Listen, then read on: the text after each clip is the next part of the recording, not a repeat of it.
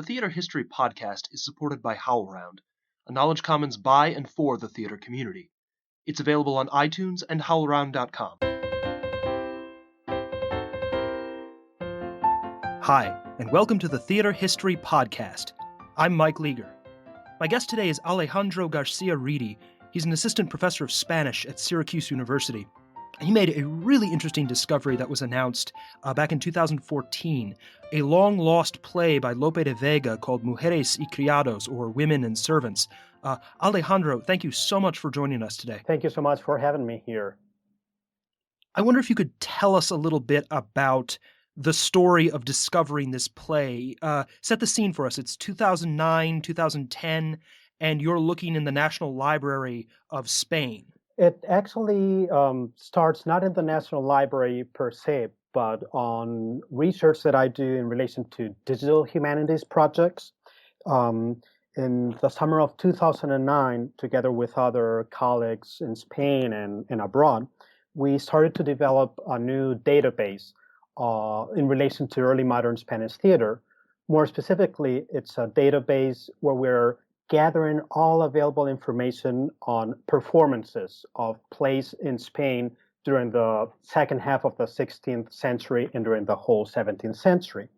And as part of that project, besides gathering the information and creating, we could say, a calendar of performances, we were also gathering information on the history of the play, the authorship or authorship problems surrounding its text. So in fall of 2009, as part of this initial work in the ongoing database, I was working with one piece of information regarding a play titled Mujeres y Criados, or Women and Servants. And this piece of information told us that a play with this title belonged to the repertoire of a very important company, which was headed by a man called Pedro de Valdez, who was an actor himself. And that was the only piece of information that we had. So I started to go through all the available bibliography, and different sources gave the same information. They said that it was a play written by Spain's most famous and important playwright at the time, Lope de Vega, and that it was a play that had been lost, like many other plays that Lope himself and other colleagues of his penned during those decades. So I started to do further research, because you can never leave any page turned. And first of all, I wanted to know how we actually knew that Lope de Vega had written a play with that title. And it turns out that Lope himself, in two different moments of his life, published a list of all the plays that he had written, a sort of complete works, so that the audience would know which plays were his. And in the list that he published in 1618, he included a title called Mujeres y Criados, Women and Servants. So that cleared up one of the first mysteries. And then there was the issue of if that text had been lost. And as I said, all the sources said that it had disappeared, which we know that is the case of many other texts of the time. But as a researcher, you always have to go an extra mile. And I went to the catalog of Spain's National Library, more specifically to the catalog of manuscripts, theatrical manuscripts that are preserved in this library. And when I went through it, not expecting to find anything, because this is a catalog that is well known by all scholars and researchers, I happened to find that there was a manuscript without any author or reference to who could have penned that play, which was a copy done in 1631 of a play titled Mujeres y Criados. So that's the clue that first led me to the National Library, because it sounded strange that there would be this manuscript with this specific title of a play that we know that Lope de Vega had written. And it's not a usual title. It's not a play that could have been a title that could have been written by any other author. So I went to the National Library in December of 2009, And I started to work with the manuscript. And indeed, it was a copy done in 1631. It indicated where it had been done and the exact date, but there was no other information, neither regarding the author of the text or who had copied the manuscript. Here's where another digital humanities project came into play. It's a project called Manos, where we are working on identifying the copies of all existing early modern Spanish theatrical manuscripts. Through different elements of the handwriting, we can try to identify who actually wrote parts or complete manuscripts of the time. So I used the information that we had in that database in relation to the handwriting that I found in the manuscript of Mujeres y Criados. And it turned out that the handwriting was by none other than Pedro de Valdés, the head of the company. That initial piece of information indicated that the play Mujeres y Criados belonged to him. So that was a key element that allowed me to link the existing manuscript in Madrid to the information that we had of the performance of that play. So then the next question came up. Was this actually the text written by Lope de Vega? Was this the lost play by Lope that we knew that Pedro de Valdés had performed around 1614?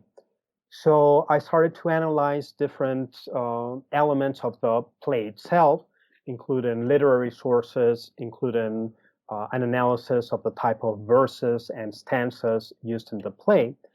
And all that information pointed to Lope de Vega as the author of the text. And what's more, in the closing lines of the play, as it was customary at the time, there's a reference by the playwright sort of saying goodbye to the audience. And playwrights would not use their real name, but they would use some type of literary name. And in the case of Mujeres y Criados, the name that appeared in the final verses was Belardo, which is Lopez de Vega's most famous and most important pseudonym, which he used in many poems since the early stages of his literary career.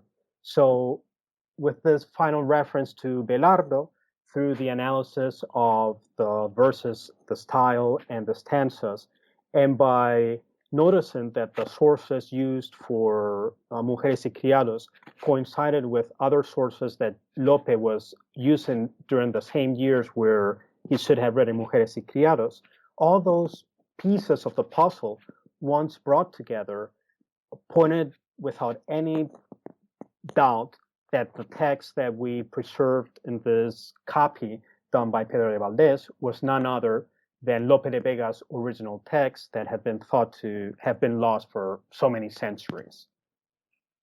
Yeah, it's a fascinating process and really interesting to see how you get to combine your expertise from years of study with all these new tools, this information technology that allows you to make these determinations, things like identifying Pedro de Valdés's own handwriting. Really fascinating. It was a really fun process because it's part of my research that I always compare to being a private detective. You get all these clues and you have to follow them and try to see where they lead you to and try to get new pieces of the puzzle. So it was really a fun research process. Listeners might remember as far back as episode 6, we had a conversation with Barbara Fuchs. We briefly touched on Mujeres y Criados, but Alejandro, I wonder if you could maybe walk us through the basic plot of the play. What is this play about? What is perhaps striking, unique about it? Sure. So as the title itself points out, it's a play about women and servants. And who are these women and servants? So it's a comedy. It's a typical comedy from the early modern period, like so many other ones by Shakespeare, by Lope, by other authors of the time. And what we find in Mujeres y Criados are two couples. On the one hand, you have two young gentlemen who serve in different roles to a local nobleman in Madrid. And these two friends and colleagues are in love with two sisters, Luciana and Violante. So you have this love relationship, which they're, the two couples are in love. And as always happens in so many plays, both at the time and nowadays, uh, a third person comes in. On the one hand, the nobleman, who's the master of the two main male protagonists, is also in love with one of the sisters. And on the other hand, the father of the two sisters wants to marry the other one to a friend's a son. So the whole play, the way the plot develops, is these two couples having to confront people who are either more powerful, such as the nobleman, or who have more money, such as the family friend's son, who become risks to the happiness of the two couples. And what's most interesting is that it is the female characters who take the lead in tricking their own father, in tricking the nobleman, in tricking the rich suitor, so that they all think that they are going to get married to the two sisters, but they are manipulating all the other male characters so that in the end they can marry the man that they're really in love with. So that's the basic plot. It's a love plot with two love triangles where it's the female characters that are the leading voices of the circumstances and plots and everything that takes place. It's really striking. I think it gives a slightly different portrait of Siglo de Oro, Golden Age Spain, than we might expect. It's this sort of very vital, bustling urban setting. And like you said, there's a lot of playing around with different status, women who are working to marry the man that they're in love with as opposed to someone with more money. I think, is really interesting for the way that it complicates what people might think of when they think of sort of classic Spain. Exactly. It's a play that is very modern in the sense that the main issues that are brought into play are issues of class and of gender. And as the title points out, two categories of people who at the time, and not only in Spain, but in the rest of the Western world, such as women and servants, occupied a secondary position in society.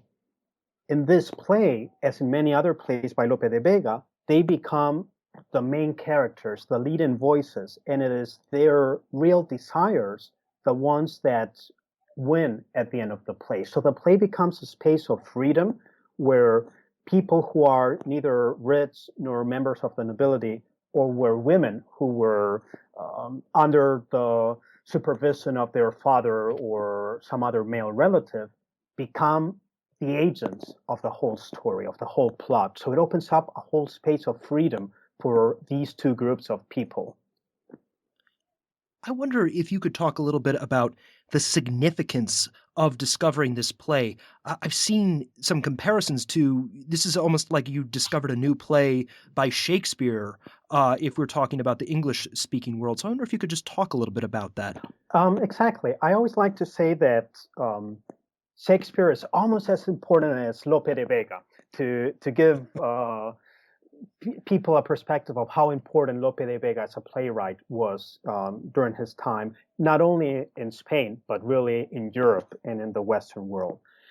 It's true that Lope de Vega wrote a huge amount of plays, probably close to 500 plays during his lifetime. He was really active as a writer. And a significant number has been preserved, over 350 more or less. But there's still a number of plays that we know that he wrote, which have not reached us neither by print nor in manuscript form. And it's rare to actually be able to find a play by his that we did not know of before. It's something that last time that it happened was over 20 years ago. So it's something that researchers cannot say, I'm going to go looking for one of these lost plays by Lope de Vega. It's a result of a little bit of luck and a lot of hard work. I wonder if you could tell listeners who might not be as familiar with Lope de Vega a little bit about him. Like you said, he's remarkably prolific. He is surprising and really sort of something that I think many people in the English speaking world might not be too familiar with. but some of his plays are really striking. Exactly. Lope de Vega is probably the most innovative playwright of the 16th and 17th centuries in Europe, and that's not an exaggeration, knowing what the other important playwrights are. But he managed to develop commercial theater in Spain, the way that plays were being written, in a very modern and provocative way. He broke with some of the conventions as far as the way plays were written, adjusting to classical tradition in ways that are more adventurous and contemporary than, for example, Shakespeare in England. And he also brought a number of themes on stage that are still very modern. As I said, issues of gender, of class, of race, of the conflict between the individual and society. When you look at many of his plays, they're remarkably modern and strikingly similar to issues that are still very part of our lives nowadays. And he was also, I would say, one of the first celebrities in Europe. He was hugely successful as a playwright. And his fame went way beyond not only the city of Madrid, where he lived most of his life, but well beyond the borders of what was Spain at the time. His plays were performed around Europe, in the Americas. They were published and read all around Europe. They were translated into many other languages. So he was really the first famous playwright of his time, and he had such a huge impact beyond the Spanish borders that the way playwriting developed, especially during the 17th century in other parts of Europe, owed a lot to what Lope developed and created in the time from the 1580s onwards.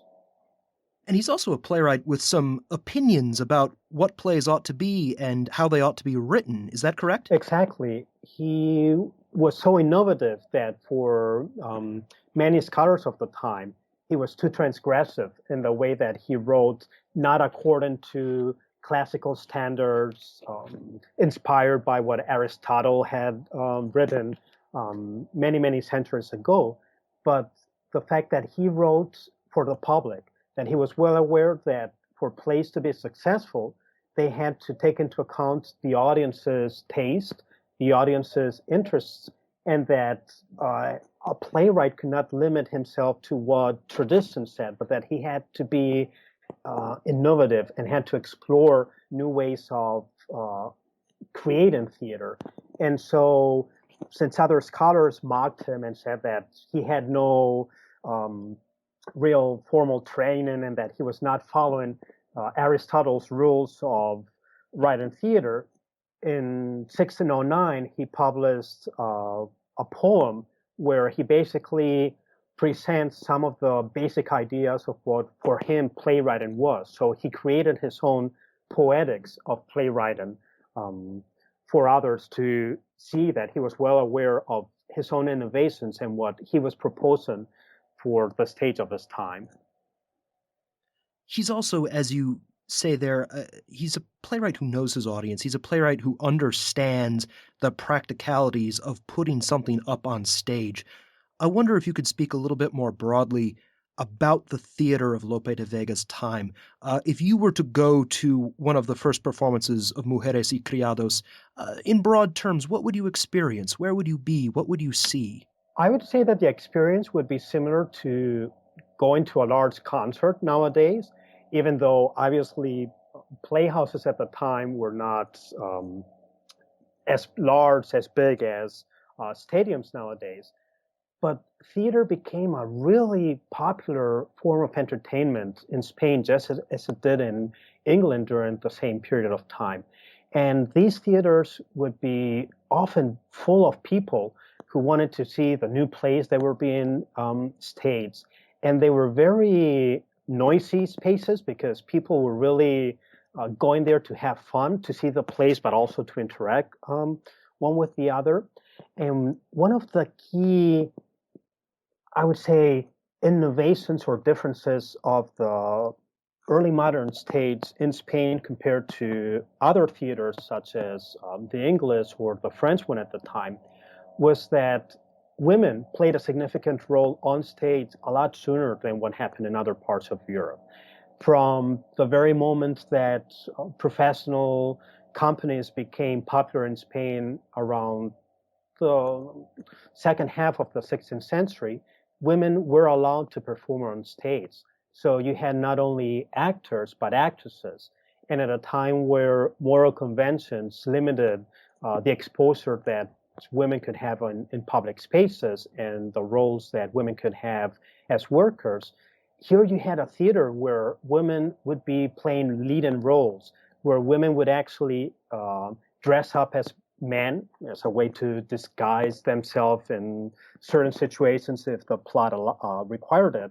And by adopting a male wardrobe, they would show their legs, their figures in ways that at the time was not possible to see on the street or anywhere else.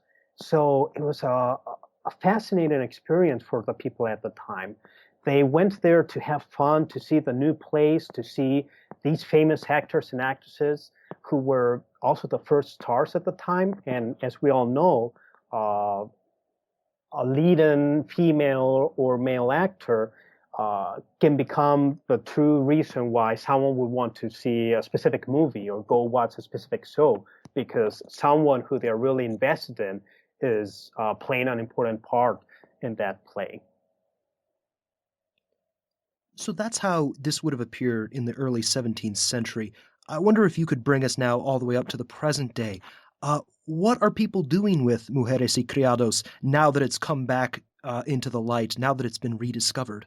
So I'm really grateful that the play has not only been of interest for other scholars in early modern Spanish and European theater, which could have been the case. The fact that it's such a fresh text, that it's presenting themes and characters that echo so many issues that interest us nowadays, has made possible that the impact of this play has reached a larger audience. On the one hand, there have been a significant number of performances of this play. Specifically, the Spanish theatrical group FUSO, or Fundación Siglo de Oro, became in love with this text once I gave them a copy. And they saw that it had a great potential to be a hit with modern audiences. And so the moment the text was available, I worked with them in preparing a modern adaptation of the text with very minor modifications from Lope's original. And the play was premiered in Madrid. I believe it was spring of last year, 2015. And the theatrical company has been touring all around Spain and other European countries, and it has also premiered the play here in the US and in Mexico last fall. So it's a text that is currently now live on stage, as it was 400 years ago in Lope de Vega's time. And as my experience as a member of the audience, I've seen this play being performed in several different venues. The audiences really connect to the text, to the issues, to the jokes, to the plot. I think that people have a great time when they have seen the play, and that for them it's as fresh as an experience as the theater as any modern or contemporary production could offer them. And we'll be sure to provide links to both Spanish and English versions of this play, Mujeres y Criados. Alejandro, thank you so much for talking with us. It's really interesting. Thanks again. Thank you again for the invitation. It's been a pleasure. If you'd like to continue today's conversation, please visit howlround.com and follow HowlRound and @TheaterHistory on Twitter. A big thank you to the staff at HowlRound who make this show possible. Our theme music is The Black Crook Gallop, which comes to us courtesy of the New York Public Library Libretto Project and Adam Roberts. Thanks as well to Tip Kress, who designed our logo. And finally, thank you for listening.